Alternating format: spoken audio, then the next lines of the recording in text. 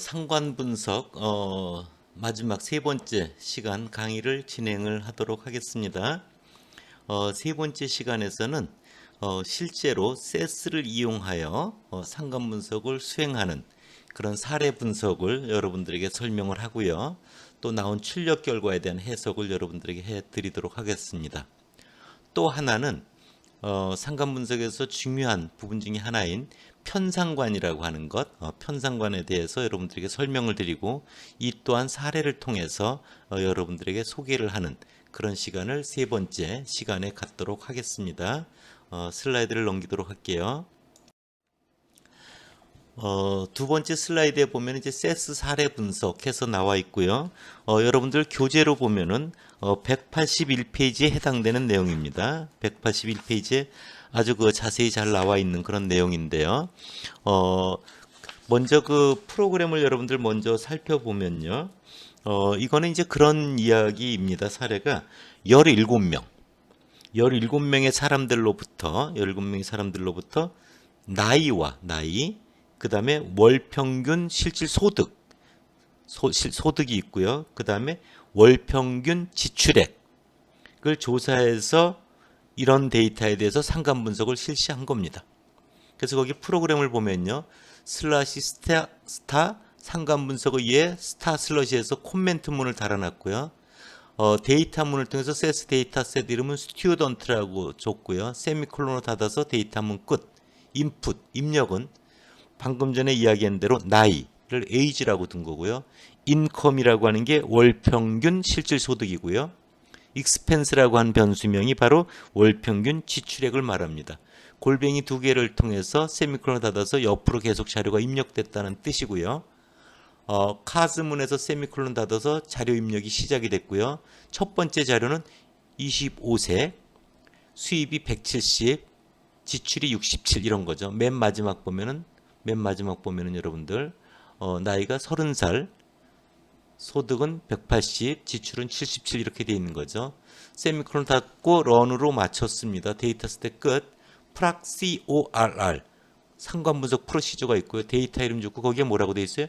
피어슨, 스피어만. 피어슨의 상관계수도 구해주고 순위 상관계수인 스피어만도 구해봐라 이런 거고요. No simple, 그래가지고 simple 기본적인 통계량을 no 뽑지 마라 이런 뜻이고요. 세미콜론 닫았고요. 변수는 나이와 인컴과 expense에 대해서 상관 분석을 해달라. 런해서 수행하라 이렇게 돼 있는 거죠.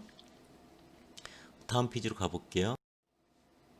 그래서 여러분들 자료하고 프로그램 소개가 이 사례는 앞서 얘기했던 17명의 사람들로부터 나이와 월평균 실질소득 인컴, 월평균 지출액을 조사한 자료다. 프로그램에서 피어슨의 상관계수와 스피어만의 자료가 순위로 되어 있는 경우는 순위 상관계수를 출력하기 위해서 피어슨과 스피어만을 지정했다. 기본적인 통계량은 필요 없으니 출력하지 말라고 no simple 옵션도 함께 지정했다. 이거 안 쓰면 기본적인 통계량을 출력해 주고요. 그걸 보는 거는 나쁘지 않은 겁니다. 다음 페이지로 가볼게요. 그래서 여기 출력 결과가 나와 있습니다. 보면은 가로에 나이, 인컴, 익스펜스, 세로에도 나이, 인컴, 익스펜스가 있고요. 대각선은 자기와의 상관계수가 다 1로 나와 있는 거 여러분들 보이죠? 그리고 여기에 보면은 각 셀마다 보면은 값이 두 개가 있습니다. 그래서 하나는 뭐냐면은 피어슨의 상관계수 값이 출력되어 있는 거고요. 두 번째는 거기 위에 박스에 나와 있듯이 H0 땡땡 로 이꼬르 0 검정에 대한 PR 로비 꺾기 절대값 R 이렇게 돼 있죠. 즉 기무가설 X와 Y는 관련이 없다라고 하는 기무가설에 대한 검정, T 검정을 통해서 나오게 된 유의 확률값, P 값이 적혀 있는 겁니다. 그러면 셀별로 하나씩 한번 해볼게요. 자, 나이와 age예요. 인컴. 그럼 뭐예요? 나이와 월 평균 실질 소득 간에는 관련이 없다. 이게 규모가설인 거죠. 그에 해당돼서 상관계수를 직접 구해봤더니 0.54697 이렇게 나와 있는 거고요. 그것을 T 검정을 통해서 가설 검정을 해보면 유의 확률 P값은 0.0231로 0.05보다 작죠. 그래서 규모가설이 기각된 겁니다. 그래서 나이와 인컴, 월평균 실질 소득 간에는 관련이 있다라고 말할 수 있다. 이런 결론을 내릴 수 있는 거죠. 하나 더 해볼까요? 가로의 인컴을 보세요. 두 번째에 있는 인컴. 세로의 익스펜스를 보세요. 익스펜스. 보면은 인컴은 월 평균 실질 소득이고요. 익스펜스는 뭐였죠? 월 평균 지출액이었습니다. 그럼 여기서 귀무가설은 뭐가 돼요? 월 평균 실질 소득과 월 평균 지출액은 관련이 없다. 이게 귀무가설인 거죠. 그것에 대해서 상관계수 R을 구해봤더니 0.68130이 나온 겁니다. 이것에 대해서 T검정을 통해서 수행을 하면은 이에 해당되는 P값 유의확률이 0.0026이 나온 겁니다. 즉 0.01보다도 더 작죠. 유의수준 1%에서도 통계적으로 유의하다는 걸 알 수 있습니다. 따라서 귀무가설을 기각하고 월평균 실질소득과 월평균 지출액은 관련이 있다고 말할 수 있다. 이렇게 결론을 내릴 수가 있는 겁니다. 이해하실 수 있겠죠, 여러분들? 네. 다음 페이지로 가볼게요. 결과 해석을 한번 여러분들 보세요. 결과에는 각 변수 간의 피어슨의 상관계수와 모 상관계수가 0이라고 하는 가설을 검증하기 위한 유의확률이 제시되어 있다. 예를 들어 변수 나이와 월평균 실질소득 간의 피어슨의 상관계수는 0.547이고 이에 대응하는 P값 유의확률은 0.0241로 출력되어 있다. 또한 변수 월평균 실질소득 인컴과 월평균 지출액 익스펜스 간의 상관계수가 0.681로 가장 높으며 전반적으로 모든 변수들 간의 상관계수가 비교적 높고 유의수준 5%에서 통계적으로 유의하다는 것을 볼 수 있다. 이렇게 두씩 짝을 지어서 아까 제가 여러분들에게 말씀드린 것과 같이 해석을 하고 설명을 하면 됩니다.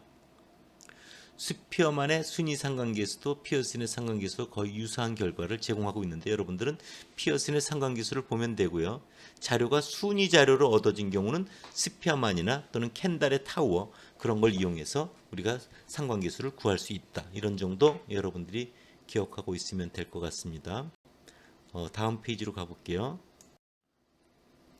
그래서 여러분들 순위 자료인 경우 앞서 얘기했던 스피어만의 순위 상관계수 또 켄달의 타우 이런 것들이 있다라는 걸 여러분들 기억해 두면 됩니다. 다음 페이지로 갈게요. 조금 다른 주제로 이제 살짝 넘어온 겁니다. 먼저 여러분들 그 자료 중에 맨 아랫부분을 한번 보세요. 맨 아랫부분을 보면은 혈압이라고 하는 게 있죠. 그렇죠? 혈압. 그 다음에 월급이라고 하는 게 있어요. 급여가 있어요. 혈압하고 월급하고 상관계수를 구해봤더니 0.7이 나오는 거예요. 혈압하고 월급이 무슨 관계가 있지? 왜 이렇게 상관계수가 높게 나오지? 이런 궁금증을 자아내게 하는 거죠. 그러면 월급 많이 받으려면 혈압을 이빠이 높이면 돼? 이렇게 넌센스 말이 안 되는 얘기가 되잖아요. 그래서 이럴 경우 우리가 실제적으로는 혈압과 월급은 관련이 없는데도 불구하고 마치 관련이 있는 것처럼 보이는 경우가 있습니다. 그런 것이 의심스러운 관련이에요. 의사상관, 거짓된 상관이라고 하는 건데요. 왜냐하면 이런 거예요. 혈압하고 월급에 둘 다 영향을 미치는 그것을 둘 다 연관되어 있는 변수를 나이를 한번 생각해 보세요. 그 우측 그림에 나이하고 혈압은 나이를 먹을수록 혈압이 높아지죠. 상관계수가 0.8이 됩니다. 또 나이하고 월급을 보면은 나이가 많아질수록 직급이 올라가다 보니까 월급이 많아지는 거죠. 그것도 상관계수가 0.9. 그래서 나이와 혈압 간에 관련돼 있는 거와 나이와 월급 간에 관련돼 있는 것을 제외하고 혈압과 월급의 순수한 관련성을 구해보면요. 순수한 관련성을 보면 마이너스 0.1인 거예요. 관련이 없는 거나 마찬가지인 거죠. 바로 이런 것들이 나이를 통제하고 나서 둘의 순수한 상관을 구한 것, 이것이 바로 뭐다? 편상관이라고 하는 거고 영어로 partial correlation이라고 하는 겁니다. 바로 이렇게 양적 변수에 둘 다 관련이 있는 변수가 있을 땐 그걸 통제하고 둘의 순수한 관련성을 구해야만이 올바른 상관관계를 파악할 수 있다. 그래서 여러분들 교재 183페이지에 바로 이런 편상관계수라고 하는 부분이 나와 있는 겁니다. 그리고 여러분들 거기도 보면 그 위에 얘도 또 있죠. 종교 집회 수와 범죄율과 관련이 높다고 나오면 아니 뭐 종교 집회를 많이 하는 거라 범죄가 많이 생기는 게 왜 이렇게 많은가? 근데 그런 경우 인구가 유입이 높으면 종교도 집회도 많이 열리고요. 인구가 많아지면은 범죄도 많이 생기잖아요.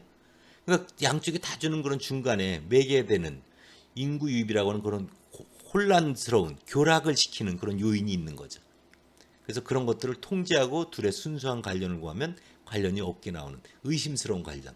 그래서 여러분들 이럴 경우는 반드시 어떻게 해야 된다? 편상관을 구해서 둘의 순수한 관련성을 파악하는 것이 대단히 중요하다. 이걸 여러분들이 꼭 기억을 해야 되는 얘기입니다. 다음 페이지로 가볼게요. 편상관과 관련되는 예를 여러분들 한번 직접 살펴보도록 하겠습니다. 이것은 여러분들 교재 183페이지에 나와 있는 거고요. 183페이지의 예를 통해서 여러분들 한번 보도록 하겠습니다. 여러분들 앞서 우리가 이제 이런 걸 우리가 생각을 해볼 수가 있어요. 만족도와 관련되는 그런 예이기도 한데요. 먼저 이거는 자료는 이런 겁니다. 20명의 고객으로부터 에이지는 연령을 말해요. 그 다음에 어떤 제품에 대해서 세티스1은 기능 만족도, 세티스2는 디자인 만족도라고 하는 겁니다. 그랬을 때 여러분들 보면은 연령과 기능 만족도, 디자인 만족도 이걸 가지고 그냥 우리가 상관 분석을 할 수도 있고요. 거기 에이지 언더바 레벨이라고 되어 있는 인풋문에 있는 변수는 20대면 2, 30대면 3 이렇게 이제 입력이 되어 있는 겁니다. 그래서 그냥 분석했을 때와 또 통제 변수를 뒀을 때 어떻게 결과가 달라지는지 그걸 우리가 살펴볼 수 있는 그런 예입니다. 자, 한번 데이터 이름을 볼게요. EXAM이라고 하는 라이브러리를 지정을 했고요. .SATIS라고 하는 세스 데이터셋 이름을 줬습니다. 세미콜론으로 닫았고요. 입력은 나이가 age입니다. age 언더바 레벨은 20대인가 30대인가를 구분해 주는 거고요. 세티스와는 앞서 이야기한 기능 만족도를 말하고요. 세티스2는 디자인 만족도를 말합니다. 골뱅이 둘을 통해서 세미콜론을 닫아서 옆으로 자료가 쭉 입력됐다는 의미고요. 가슴은 세미콜론으로 닫아서 자료 입력이 시작이 됩니다. 28세, 즉 20대니까 2. 그 다음에 기능 만족도 점수 0점, 디자인 만족도 점수 70점 이렇게 돼 있는 거예요. 맨 마지막 자료를 보면요. 32세, 그 다음 30대니까 3, 기능 만족도가 95점, 디자인 만족도가 80점 이렇게 돼 있는 겁니다. 20개의 자료가 입력이 돼 있죠. 세미콜론으로 닫았고요. 런해서 세미콜론 닫아서 데이터 스텝이 끝났습니다. 프락, CORR 상관 분석을 했어요. 데이터 이름은 exam.satis이고요. 세미콜론으로 닫았습니다. VAR 변수는 나이와 기능 만족도 세티스1과 디자인 만족도 세티스2의 그냥 단순한 상관 분석을 해라 해서 런에서 수행을 한 거고요. 똑같은 것에 대해서 상관 분석을 프락 콜 데이터 이크로 exam.satis no simple 그러니까 기초 통계랑 뽑지 마라 이런 거죠. 세미콜론 닫았어요. 변수는 디자인 만족, 기능 만족도와 디자인 만족도 간의 상관계수를 구해달라. 고옆 아래 partial, PARTIAL이라고 하는 게 있죠. 그렇죠? 통제 변수를 뭐를 뒀어요? age라고 하는 나이를 뒀습니다. 그래서 나이와 세티스1과의 겹치는 부분, 나이와 세티스2와 겹치는 부분을 제외한 세티스1과 세티스2의 순수한 상관을 구해달라. 이게 이제 편상관이라고 했죠. 그렇게 편상을 하면 파셜이라는 옵션을 써서 수행하면 됩니다. 런해서 수행을 한 겁니다. 페이지를 넘겨볼게요. 나와 있는 출력 결과를 우리가 볼 수가 있습니다. 한번 보도록 할게요. 먼저 age, 그 다음 세티스1, 세티스2인데요. 20명의 자료고요. 평균값이 나와 있고 표준 편차들 이런 기본적인 통계량이 나와 있고요. 상관계수를 한번 볼게요. 자, age와 세티스1의 상관계수 0.6981, 0.7 정도 되죠. age와 세티스2도 0.99347, 거의 그냥 100% 가까운 상관이 돼 있습니다. 그래서 age는 세티스1과도 관련이 깊고 age는 세티스2와도 관련이 깊어서 age와 관련돼 있는 부분을 제외하고 둘의 세티스1과 세티스2의 둘의 순수한 상관을 구해볼 필요가 있었던 거였죠. 그래서 여러분들 통제하지 않고 구한 건 어떻게 됐나 봐요. 세티스1과 세티스2의 상관계수는 여러분들 슬라이드 9쪽 아래 출력 결과에 보면은 0.70305라고 하는 게 나와 있죠. 그쵸? 그 아래 유의확률 P값은 0.0005. 그래서 둘은 무지하게 관련이 깊게 나와 있어요. 그러나 그쪽 슬라이드의 우측을 보면은요. 나이라고 하는 것을 나이가 에이지가 세티스1과도 관련이 깊고 세티스2와도 관련이 깊으니까 그 나이를 통제한 상황에서 세티스1과 세티스2의 둘의 순수한 상관, 즉 편상관을 구해보면요. 우측 결과에 얼마예요? 0.11503. 유의확률과 P값은 0.6391 이렇게 되는 거 보이세요?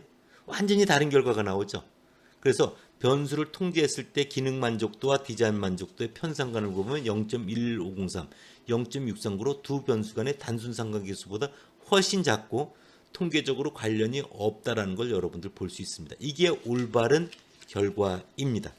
그래서 반드시 이런 통제 변수가 있을 땐 그것을 활용하여 둘의 순수한 상관을 통해서 여러분들 겉보기에는 관련이 있는 것처럼 보이지만 실제로 관련이 없는 걸 찾아낼 줄 아는 이런 분석을 여러분들이 할 수 있어야지 됩니다. 아주 대단히 중요한 얘기를 했습니다. 이런 것들이 편상관과 관련된 얘기고요.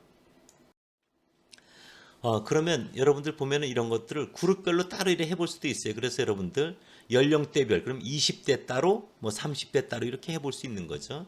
그래서 프락 먼저 연령대별로 하기 위해서는 먼저 자료를 소팅을 해야 되잖아요. 그래서 프락 sort 데이터 이꼬르 exam.status 세미콜론 닫았어요. by 뭐에서 연령대별로 그래서 by문을 쓰죠. 소팅할 땐 age 언더바 레벨. 그래서 20대냐 30대에 대해서 소팅을 먼저 하고요. 런에서 수행을 했습니다. 그 다음에 프라콜 데이터 이름 줬고요. no simple 기본적인 통계량 앞서 뽑았으니까 뽑지 않아도 되고요. 변수는 기능 만족도 즉 세티스1과 디자인 만족도 세티스2의 상관관계를 구해달라라고 했고요. 뭐에 의해서 by age 언더바 레벨 즉 연령대별로 따로따로 구해달라 이렇게 by문을 이용해서 표현되어 있고요. 런에서 수행이 된 겁니다.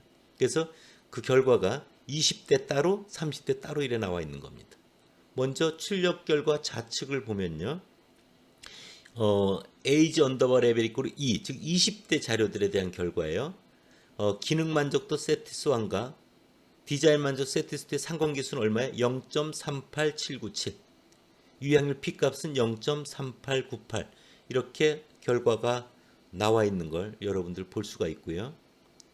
우측의 결과를 보면요. age 언더바 레벨 이꼴 3이라고 돼 있죠. 그건 뭐예요? 30대에 대한 내용이 나와 있는 거죠. 30대 결과.